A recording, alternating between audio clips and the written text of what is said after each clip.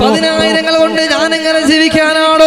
എന്റെ കഷ്ടപ്പാടുകളും എന്റെ പ്രയാസങ്ങളും കൊണ്ടാണ് എനിക്ക് ലോൺ എടുക്കേണ്ടി വന്നത് എന്ന് പറഞ്ഞുകൊണ്ട് മംഗലാപുരത്തൊരു ഉസ്താദ് ആത്മഹത്യ ചെയ്ത വാർത്ത നമ്മൾ കാണുമ്പോ എന്റെ പ്രിയപ്പെട്ടവര്, എത്ര പ്രയാസങ്ങൾ വന്നാലും ആത്മഹത്യയെ കുറിച്ച് നമ്മൾ ചിന്തിക്കാൻ പാടില്ല.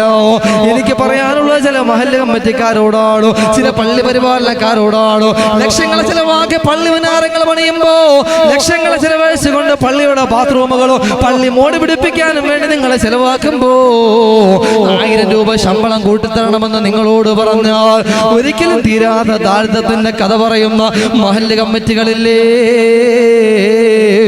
എന്റെ പ്രിയപ്പെട്ട മുസ്ലിമേ,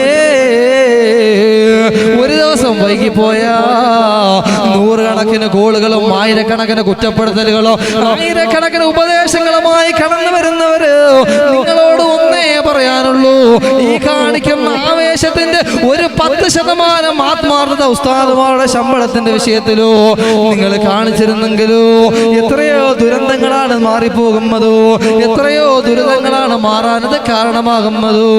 അല്ലാഹുവേ, ഞങ്ങൾക്ക് നീ ഈമാൻ നൽകണേ അല്ലാ. ഇത്തരം ദുരന്തങ്ങളെ തൊട്ട് ഞങ്ങളെ നീ കാക്കണേ അല്ലാ.